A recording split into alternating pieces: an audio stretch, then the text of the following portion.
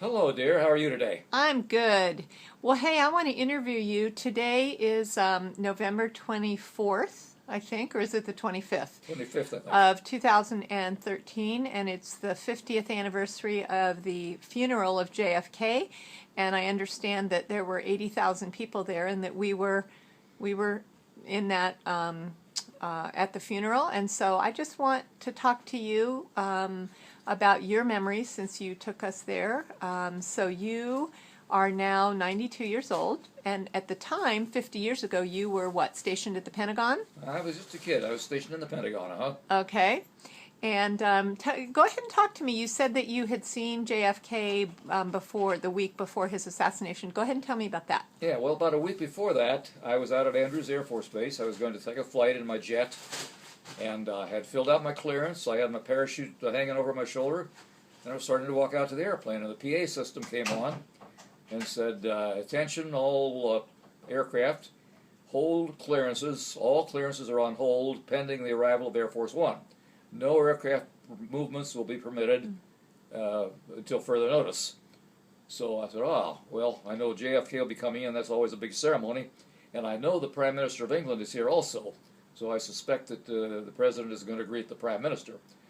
So anyway, I walked out to the fence, and knowing that where the parade would come by, well, not a parade so much, but the presidential limousine. Mm-hmm. And sure enough, he shows up as usual, sitting in the back seat of the car, waving and smiling at everybody. Went right by me. I could probably have reached out and touched his hat if I'd wanted to. Mm. But they proceeded down the flight line, and there was a lot of activity at the end of the line, and this is where the Prime Minister of England was. I could see they had a cannon lined up there and all the troops. So I couldn't hear very much except over the radio.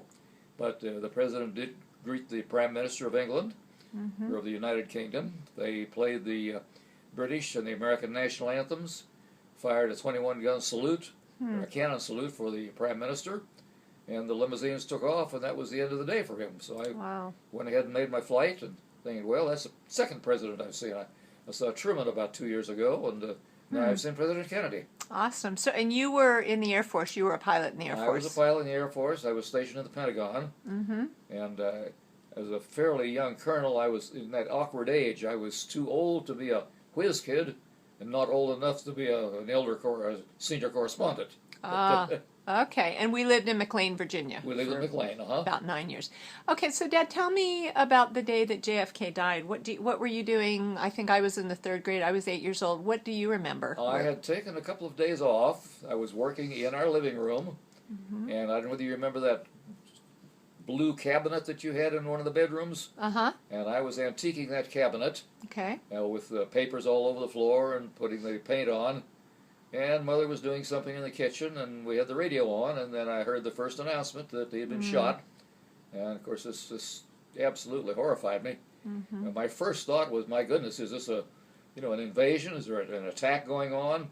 Because I was in the mode of, I was been one of the people who had been deployed to the reserve headquarters of the Air Force, and I didn't know whether I was supposed to do anything or not, so I tried to get my office. I couldn't even get through to the Pentagon at all. So I just gave up on that. I figured, well, if they want me, they'll call me.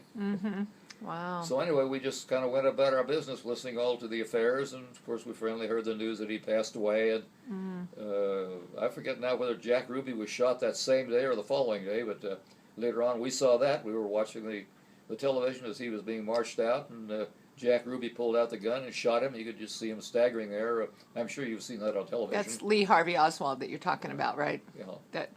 The person who assassinated JFK. So that was about it as far as the day of the execution. How did you feel about it, Dad? How'd you feel? Well, I felt pretty terrible about it. Thinking back to Lincoln and Garfield and McKinley, and but my first thought was that this must be some sort of a terrorist activity. Yeah. Or maybe a government coup. I didn't know what was going on. I didn't know whether it was going to be an attempt to take over the government.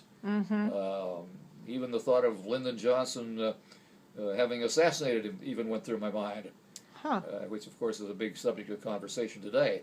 Sure. But anyway, as time went on and we watched for the preparations, and the weather was cold. It was getting colder and colder. Pretty soon we learned that he was going to be placed in the rotunda of the Capitol for public visitation.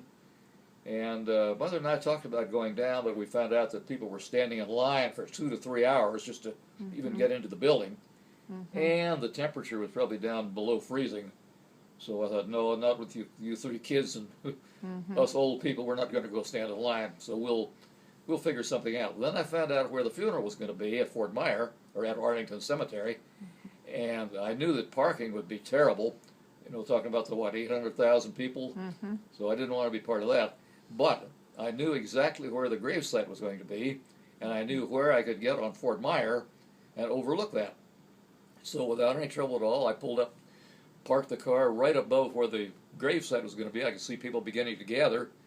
One of the first people I could recognize was French General de Gaulle, and the Prime Minister of England, and a whole bunch of other dignitaries. They began to arrive, and then we heard the music coming. We could look down on the Arlington Bridge, or the Memorial Bridge, that he would be coming over, and we could see the procession coming across the bridge with the flag-draped casket on a horse-drawn caisson, or an artillery cartridge, an artillery carriage.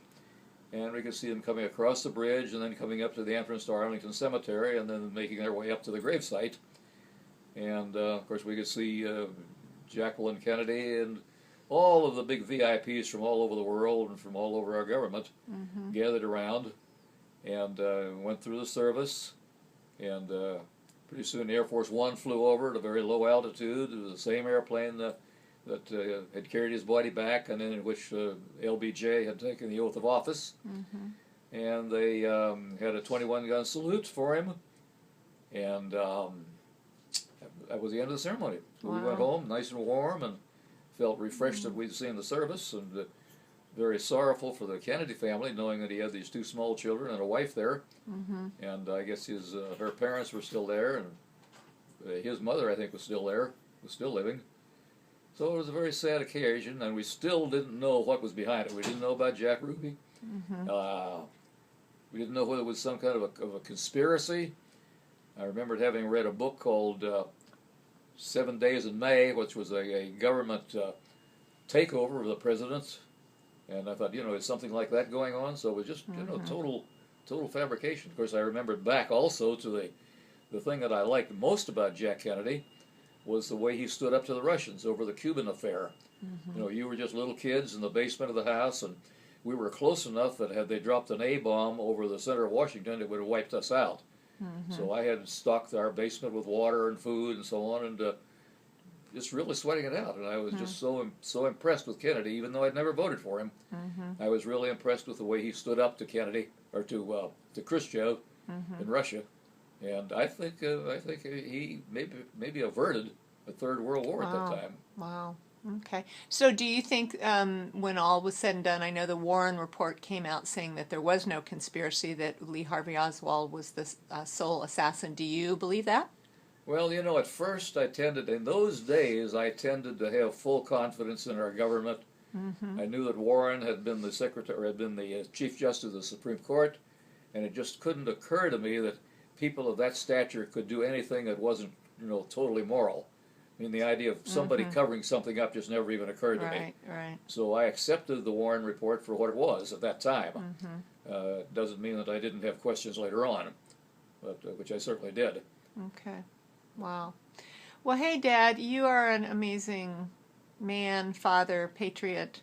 Thank you for helping us be a part of history by taking us down to JFK's burial. And is there anything else you want to say?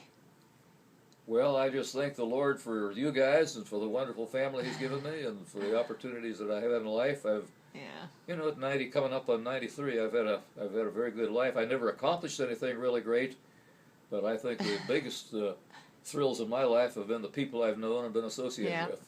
I think you've done amazing things. I mean, look at your wonderful kids, myself included, grandkids, great-grandkids.